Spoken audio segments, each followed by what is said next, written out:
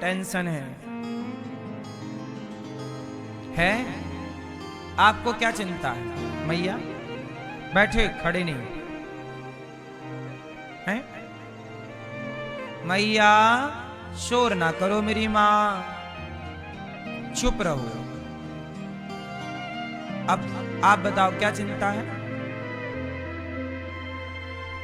थोड़ा जोर से मेरी मां। आपकी बेटी का, बेटे का? अच्छा, बेटे की मृत्यु हो गई, ये चिंता है। आपको क्या चिंता है बहन? आपने भी हाथ उठाया था, क्या चिंता है आपको? हाथ उठाओ, बताओ। पीछे वाली बहन बताओ, क्या चिंता है आपको? बोलो। मन स्थिर नहीं रहता, ये चिंता है। आपको चिंता है कि नहीं? नहीं। मैया आपको काहे की चिंता बुढ़ापे में हैं? घुटने नहीं चल रहे हैं? मैया को चिंता, घुटने नहीं चल रहे हैं।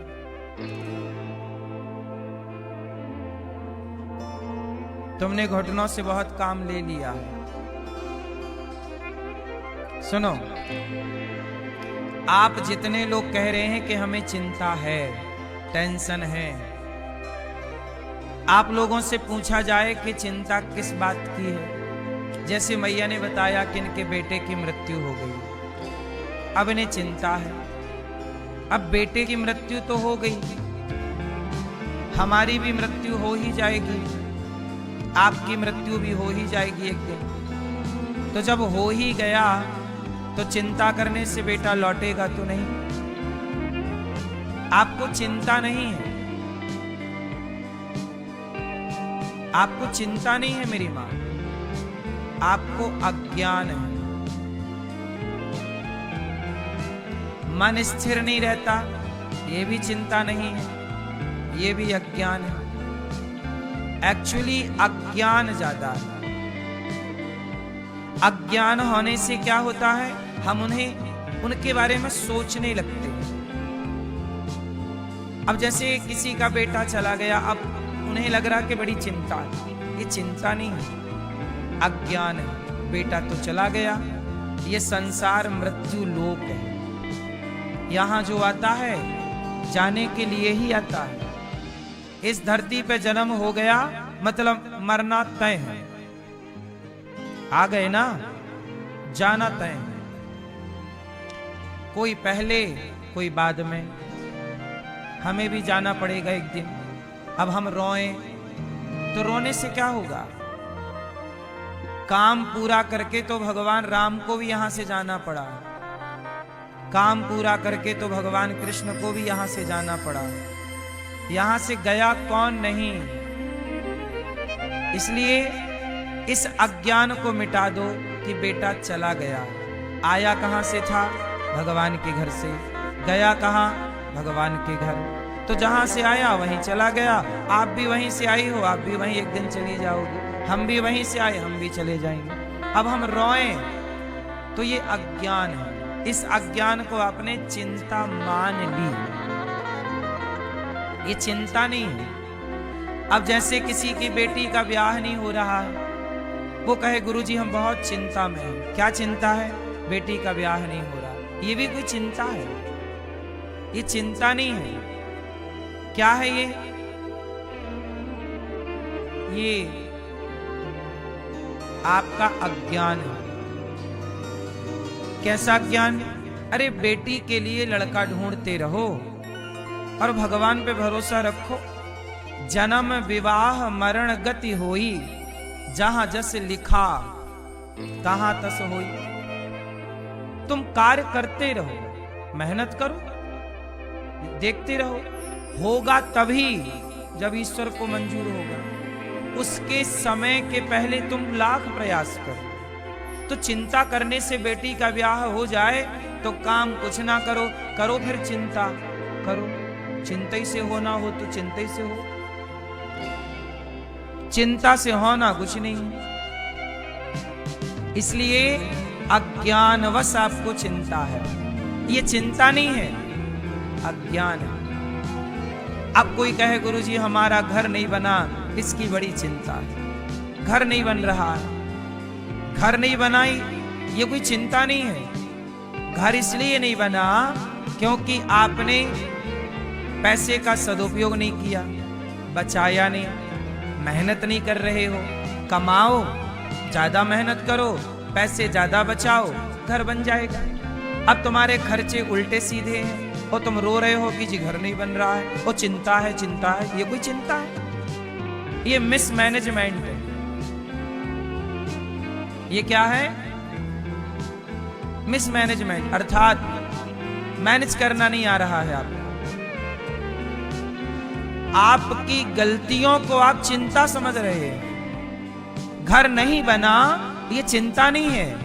इसके लिए प्रयास करो, काम करो, ज्यादा काम करो, इनकम सोर्स बढ़ाओ और पैसे की बचत करो।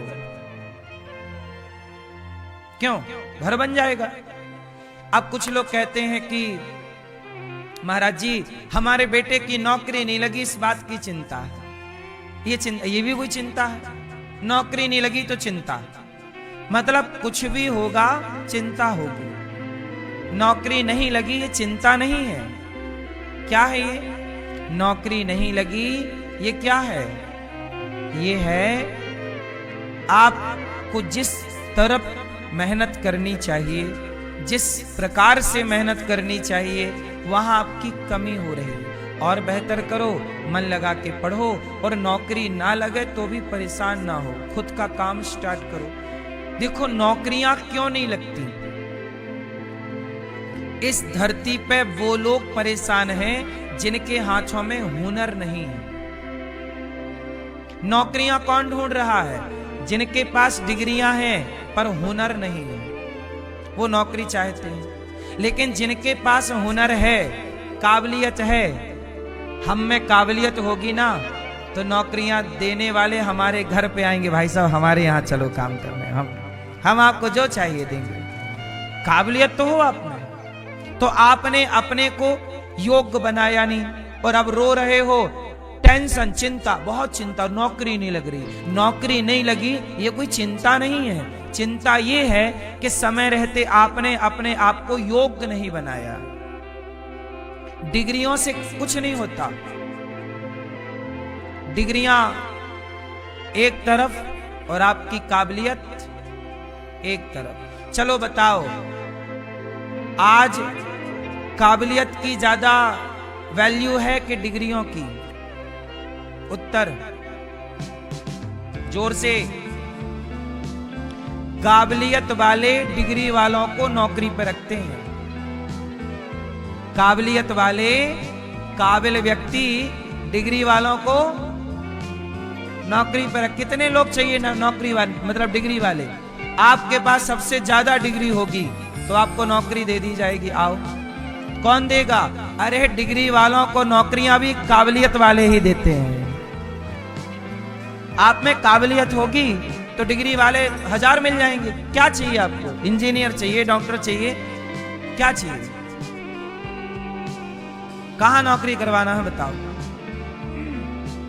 कितने पढ़े लिखे चाहिए आपको? आईटी सेक्टर के लोग चाहिए। काबिलियत होगी तो 50 आईटी वाले आगे पीछे चलेंगे तुम्हारे। काबिलियत की गुलाम है डिग्रियां। काबिलियत किसी की गुलाम नहीं होती। इसलिए अपने बच्चों को आपने काबिल बनाया नहीं, डिग्रियां थमा दी गधों टाइप की, भार लेके चल रही हैं डिग्रियां। डिग्रियां मतलब बोझ। हम ये नहीं कहते पढ़ाओ मत, पर पढ़ाने के साथ साथ काबिलियत पर ध्यान दो। वो काबिलियत नहीं दोगे तो बस सारी जिंदगी सर्टिफिकेट लिए घूमते रहेंगे। भाई साहब नौकरी दे दो, 20,000 की दे दो, चलो 50 की दे दो, ये देखो ये कागज देखो। हम क्या करेंगे तुम्हारे कागजों का? आजकल बाजारों में कागजों पर नौकरियां कम मिलने लग गई हैं, काबिलियत पे काम हो रहा है। इसलिए चिंता केवल अज्ञान है, चिंता कुछ नहीं है, हमें कोई चिंता नहीं है। क्यों? हमें कोई चिंता नहीं है। क्यों?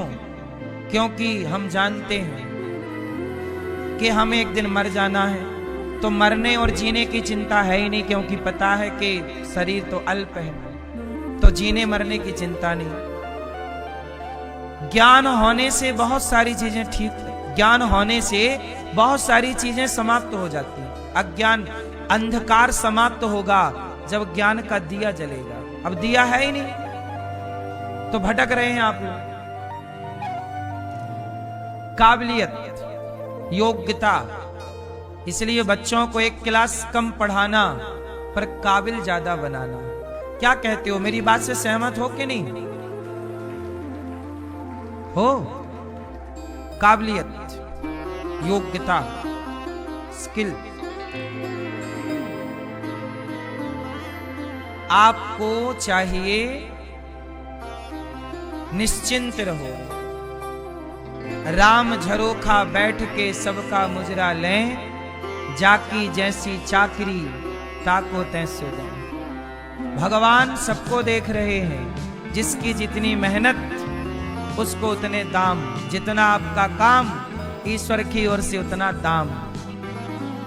आज का आदमी अकर्मण्य हो गया, कुछ नहीं करना चाहता, खटिया तोड़ता है, दिन भर मोबाइल चलाता है और कहता है कि जी हमें पैसे नहीं मिल रहे, सफलता नहीं मिल रही है। अब तुम 4 घंटे मोबाइल चलाओ, दिन भर मोबाइल खेलो और कहो सफलता नहीं मिल रही है ना? तो मोबाइल से चित्त को हटा के अपने लक्ष्य में मन को लगाना पड़ेगा। सुंदरकांड पढ़ते हो कि नहीं? एक चौपाई है सुंदरकांड में। सुंदरकांड में एक चौपाई है कि जब हनुमान जी लंका गए तो मैनाक पर्वत ने रोका, रुक जाइए, थोड़ा विश्राम कर लीजिए, हनुमान जी थक गए होंगे आप। तो हनुमान जी ने क्या कहा? राम काज कीन्हे बिनु मोहि कहां विश्राम। जब तक मैं अपने लक्ष्य को प्राप्त नहीं कर लेता पर्वतराज, तब तक मैं विश्राम। सफलता का मूल मंत्र यही है कि जब तक आपको आपके लक्ष्य की प्राप्ति ना हो जाए तब तक आपको विश्राम नहीं करना चाहिए। उद्यमी बनो, कार्य करते रहो। अब आज के नौजवान लड़के 6-6 घंटे क्रिकेट देखते हैं, 6 घंटे क्रिकेट। जब तुम अपना टाइम बर्बाद करोगे तो तुम्हारे बढ़ने की संभावनाएं कम हो जाएंगी। अभी देखो गर्मी आएगी, सारे बच्चों के एग्जाम क्लियर हो जाएंगे, उसके बाद सारे नौजवान लड़के क्या करेंगे? 2 महीने पूरी गर्मी क्या करेंगे? आईपीएल देखेंगे। बोलो हाँ, 2 महीने तुम आईपीएल देख के बर्बाद करोगे। कौन जीता? पिछली बार भी तो कौन जीता कौन हारा? तुम्हें क्या मिला था? क्यों? तुमने पिछले साल भी तो आईपीएल देखा था, क्या मिला था? मूर्खतापूर्ण व्यवहार कर रहे हैं लोग।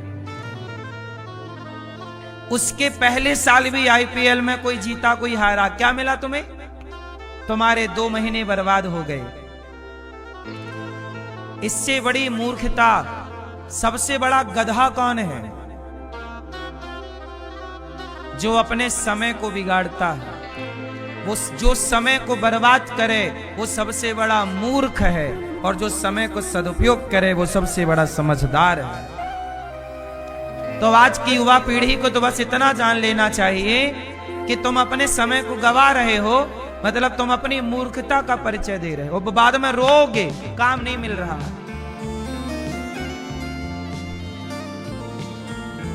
क्यों तुम टाइम वेस्ट करते हो? 2 महीने में जो तुम क्रिकेट देखने में, आईपीएल में टाइम बर्बाद करोगे, उस समय को कुछ अच्छा पढ़ के, कुछ अच्छा अपने लिए सोच के कुछ बिजनेस कर लो। 2 महीने तुम इतना बढ़िया काम कर लो कि 2 महीने कुछ कमा लो, कुछ अच्छा अपने लिए प्लान कर लो।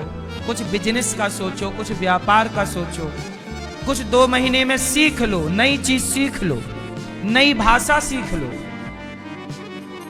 कुछ नया ज्ञान कर लो, नई चीज प्राप्त कर लो। अब आपने पाया कुछ नहीं। कहते ना, जो व्यक्ति सीखता नहीं है वो व्यक्ति जीतता नहीं है। कहते ना, सीखना बंद तो जीतना बंद। जीत उसी की होगी, जीतेगा वही जो सीखेगा, और सीखेगा नहीं तो काय को जीतेगा। मैं कहीं भी जाता हूं, कुछ भी सीखने को मिलता है मैं सीख लेता हूं। कोई भी काम, जो भी काम आप सीख सकते हैं सीख लो।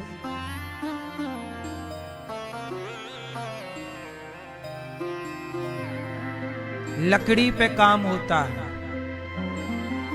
बढ़ई काम करता है। आजकल बढ़ई का सारा काम मुसलमान सीख गए, तो बढ़ई बाजार से हट गए, मुसलमानों के हाथ में पूरी लकड़ी का कारोबार है। पीओपी का काम मुसलमान सीख गए। आप अपना घर बनाओ, उस घर के बनाने में 2-4 मुसलमान जरूर आएंगे, कोई ना कोई काम वही करेंगे। बोलो हाँ। तुमने काबिलियत, मुसलमान 10 बच्चे पैदा कर रहे हैं और वो बेरोजगार नहीं है, और तुम 1 पैदा कर रहे हो, तुम बेरोजगार हो, क्योंकि उनके 10 काबिलियत सीखे बैठे हैं। उनका बच्चा कोई पीओपी कर रहा है, कोई पत्थर लगा रहा है, कोई टाइल लगा रहा है, कोई चिनाई कर रहा है, कोई प्लास्टर कर रहा है, और तुम लोग कुछ नहीं कर रहे। तुमको लगता है कि ये काम छोटा है। काबिलियत का कोई भी काम छोटा नहीं है। क्यों जी बताओ, छोटा है? आप लोगों ने अपने आप को हटा लिया, पूरा बाजार खाली हो गया। आज तुम्हारी बहनें बाजार में चूड़ियां पहनने जाती हैं, तो चूड़ियां पहनाने वाले बहुत लोग मुसलमान हैं। वही हाथ पकड़ते हैं तुम्हारी बहनों का, फिर वहीं से लव जिहाद भी चालू हो जाता है। क्योंकि तुम हट गए ना वहां से। तुम्हें लगा ये काम तो छोटा है यार, चूड़ी पहनाने का काम तो बहुत छोटा है। बोलो हाँ। इसलिए मैं तो कुछ उदाहरण दे रहा हूं, बाकी तो आप समझदार हैं। कहां नहीं है तुम। बढ़ई भारत का लकड़ी का काम करने वाला बढ़ई, अब बढ़ई गायब है। लकड़ी का पूरा काम कारपेंटर का कौन कर रहा है? बोलो।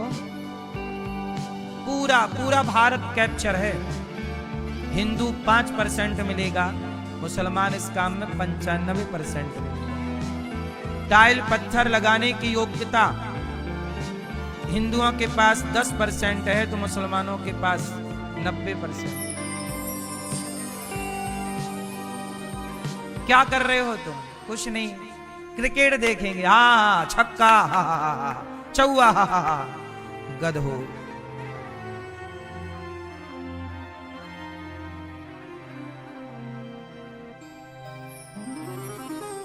जो समय तुम्हें अपने को काबिलियत में लगाना चाहिए, वो तुम 2-2 महीने बर्बाद कर रहे हो। इससे बड़ी मूर्खता क्या होगी? सनातन का सबसे बड़ा ह्रास क्यों हुआ? क्योंकि हिंदू अकर्मण्य होने लग गया। हिंदू को लग रहा काम की क्या जरूरत है, 10-20 हजार की नौकरी कर लेंगे जी, बहुत है। अब तुम में क्या काबिलियत है, चलो बताओ। कुछ लोगों को छोड़ दिया जाए आप में से, तो बताओ आप में क्या काबिलियत है? कितने रुपए के आदमी हो आप? काबिलियत नहीं होगी तो 10,000 से ज्यादा में कोई ना पूछेगा आपको।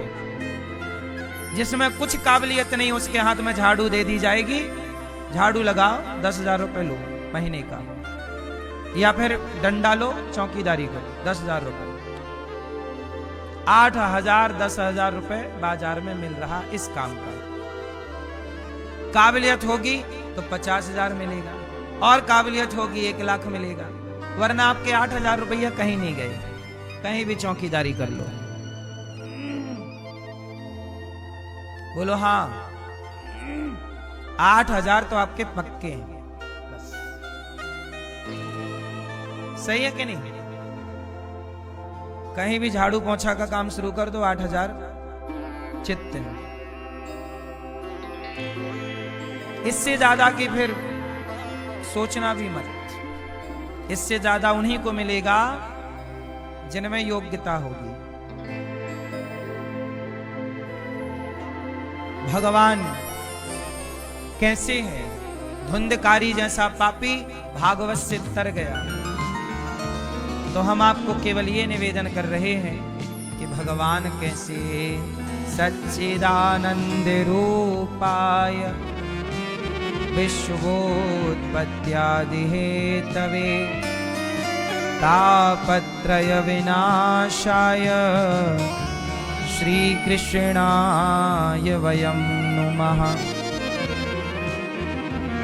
सच्चिदानंद रूपाय, सतचित आनंद। क्या है? सत चित आनंद। सतचित क्या है? आनंद क्या है? तो सत मतलब ईश्वर, ईश्वर सत्य है। उमा कहाँ हूं मैं अनुभव अपना, सत हरि भजन जगत सब सत। तो सत, सत हरि भजन, भगवान का भजन ही सत्य है, सत है। चित, चित क्या है? प्रकाश। चित रूप में परमात्मा सबके भीतर विराजमान है। और आनंद क्या है? ईश्वर का चिंतन। देखो संसार में सुख है, बोलो हाँ। एक सुख होता है, एक आनंद होता है। दोनों एक ही है कि अलग अलग है? क्या अंतर है? सुख में आनंद में क्या अंतर है? आप बताओ।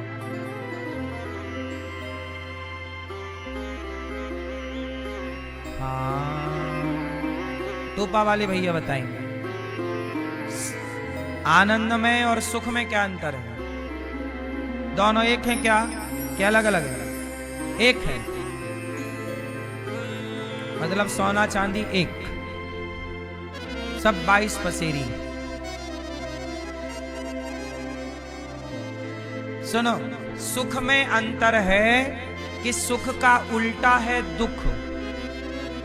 सुख का उल्टा, सुखी आदमी के जीवन में दुख जरूर आएगा, क्योंकि सुख का दूसरा पहलू दुख है।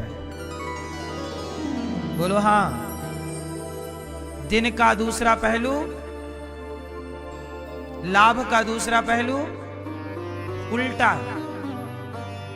उल्टा सीधा। ठीक है?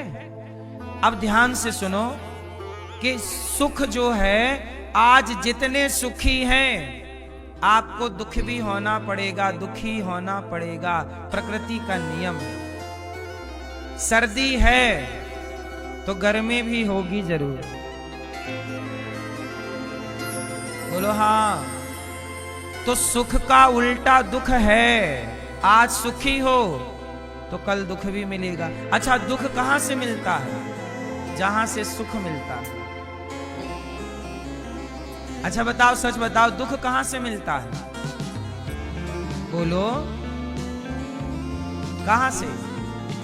बेटा हुआ, बड़ा सुख मिला। मेरा बेटा हुआ, बेटा बेटा बेटा बेटा बेटा।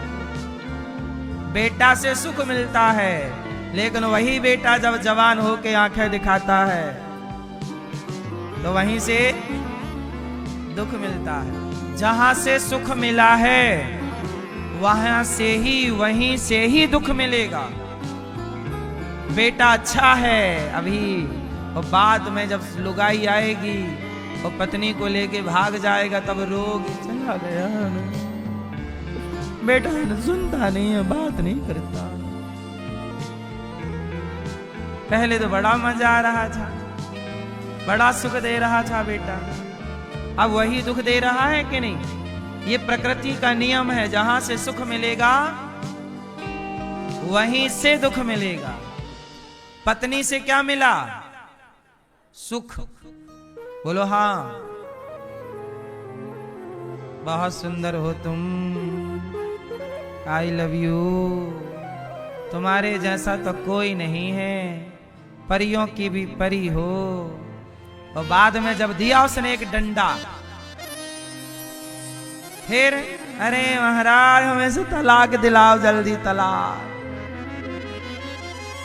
हमें नहीं चाहिए ये। पहले सोच रहा था कब शादी हो, कब शादी हो, अब कह रहा कब तलाक हो, कब तलाक हो। बोले शादी हो जाएगी बड़ा सुख मिलेगा, अब कह रहा तलाक हो जाए तो सिर की बिच्छू उतर जाए। बोलो हाँ, तो जहां से सुख मिला, सुख मिला, कैसी है बहू? बहू तो चंद्रमुखी है।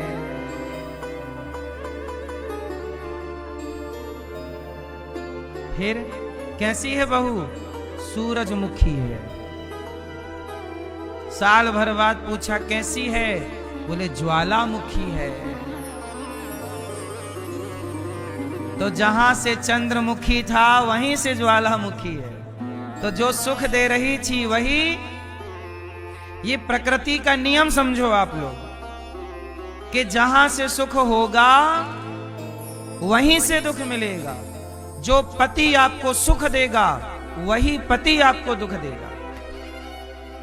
पति मिला, बहुत सुख दे रहा है, कमा कमा के ला रहा है, बहुत प्यार कर रहा है, और तभी पति की हो गई छुट्टी, गए, किसी कारणवश मृत्यु हो गई। अब जाने के बाद दुख दे रहा है कि नहीं? रो रहे हो उसकी याद में, छोड़ के चला गया जीवन साथी बीच में। तो जहां से सुख था, इसलिए कहता हूं संसार से सुख की कामना ही मत करो। तो संसार में सुख है और सुख होगा तो उल्टा दुख भी आएगा। लेकिन भगवान के कथा में, भगवान के चिंतन में सुख नहीं है, भगवान की कथा कीर्तन में आनंद है। और जरा बताओ कि आनंद का उल्टा क्या है? बताओ आनंद का उल्टा क्या क्या है? सुख का उल्टा क्या था? अब बताओ आनंद का उल्टा क्या है? आनंद का कोई भी उल्टा होता ही नहीं है। इसलिए मैं सुख में नहीं हूं, मैं आनंद में हूं। सुखी व्यक्ति कल दुखी होगा, पर आनंद में रहने वाला सदा आनंद में रहेगा। इसलिए आनंद में रहा करो, सुख में ना रहा करो। बोलो हाँ, सही है कि गलत है? तो कोई पूछे कैसे हो? आनंद में। आप लोग कहते हो कैसे हो? सुखी है। सुखी हो तो फिर दुखी भी रहोगे। तो मैया इससे दो बातें सीखने को मिली। पहला तो ये कि हमें आनंद, इसलिए हमारे भगवान का नाम है नंद के आनंद भयो। नंद के कृष्ण भयो कोई नहीं कहता, नंद के छोरा भयो कोई नहीं कहता, सब कहते हैं नंद के, क्योंकि भगवान का नाम आनंद है। जो आनंद सिंधु सुख राशि, सी करते त्रैलोक्य सुपासी। भगवान का नाम आनंद है। बोलो हाँ। तो भगवान के भजन में आनंद है। इसलिए कीर्तन में क्या है, कथा में क्या है, धाम में क्या है, संतों में क्या है? यहां सुख नहीं है। सुख तो आपके घर में है।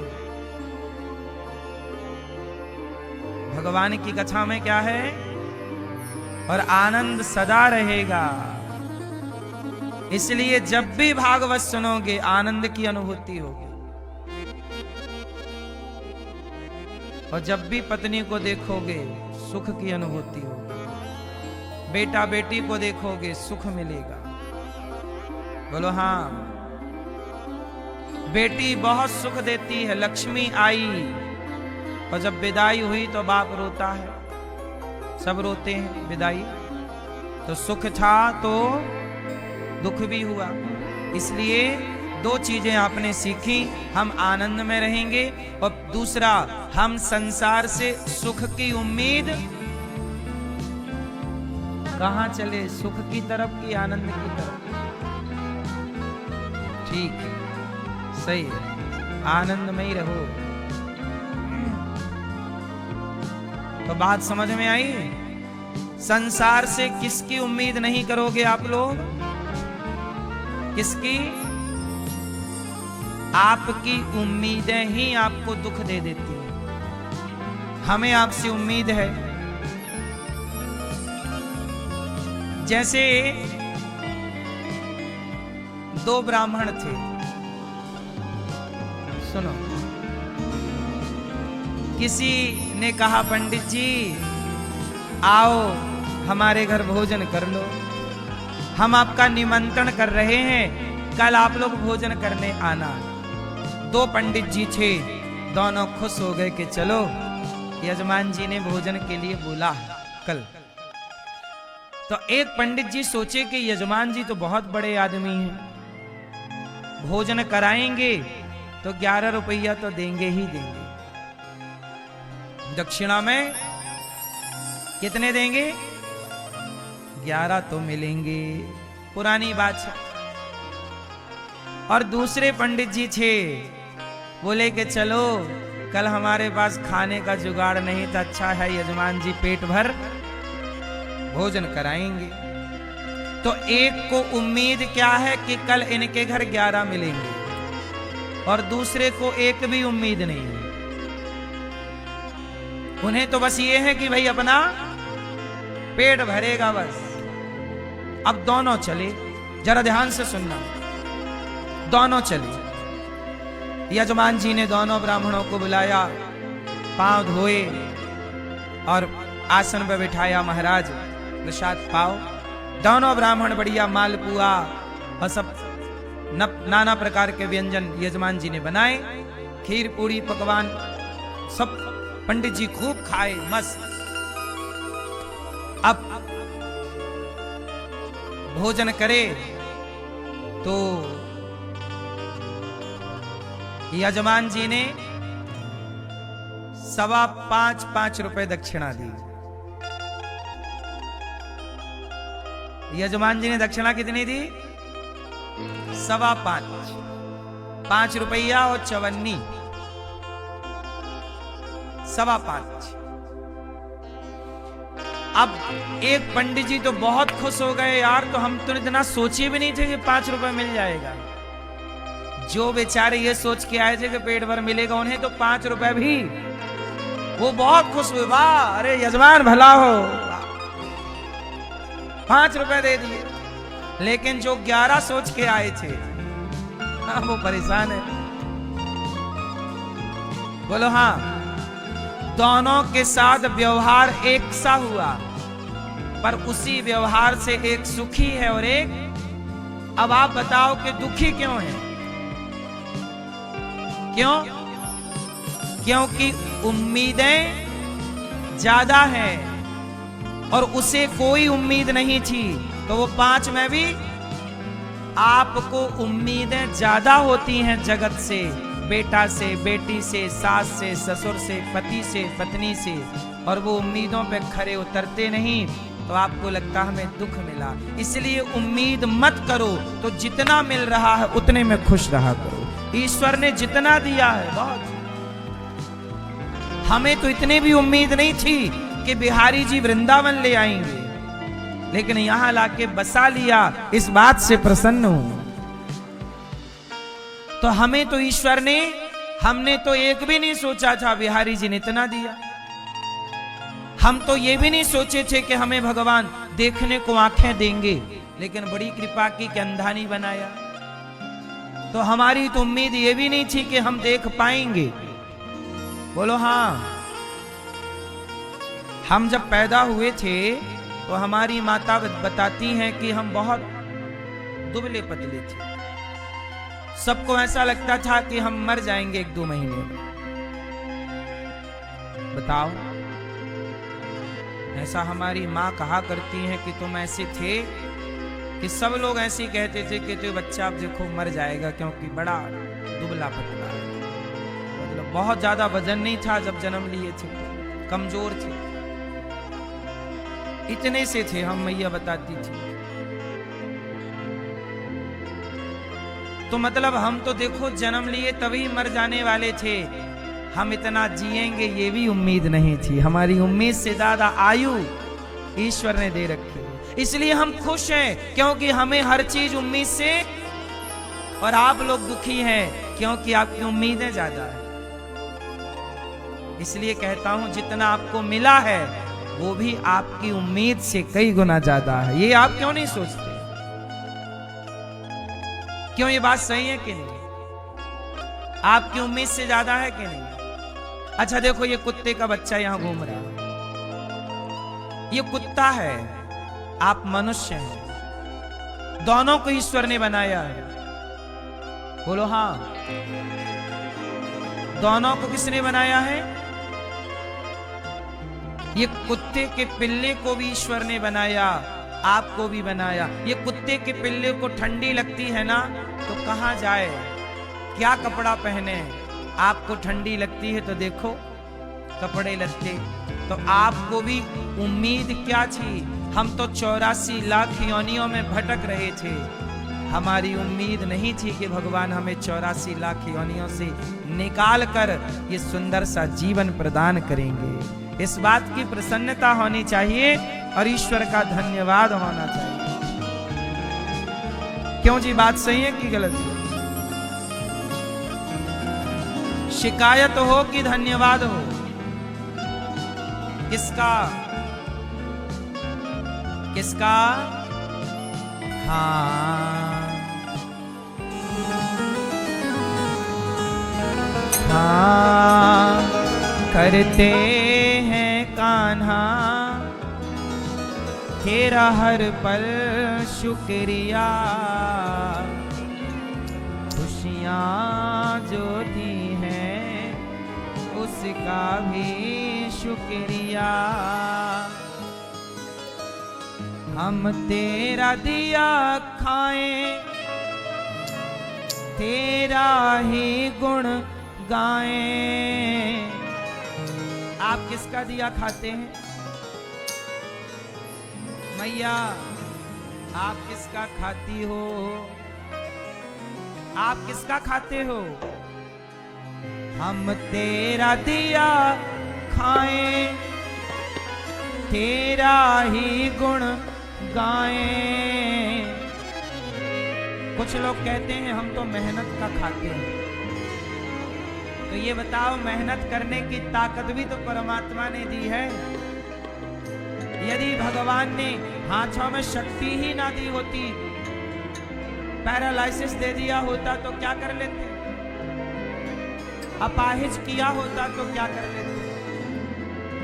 हम तेरा दिया खाएं, तेरा ही गुण गाएं। जीवन दिया जो उसका भी शुक्रिया, करते हैं कान्हा तेरा हर पल शुक्रिया।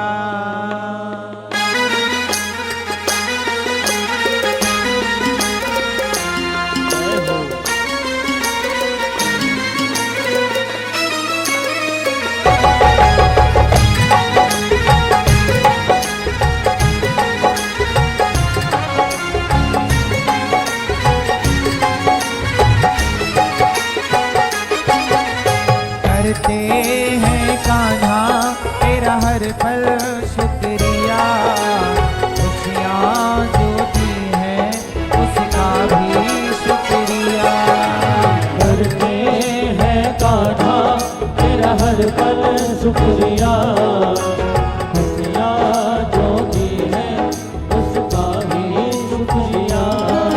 हम तेरा दिया खाएं, तेरा ही गुण गाएं। हम तेरा दिया खाएं, तेरा ही गुण गाएं। जीवन दिया जो उसका भी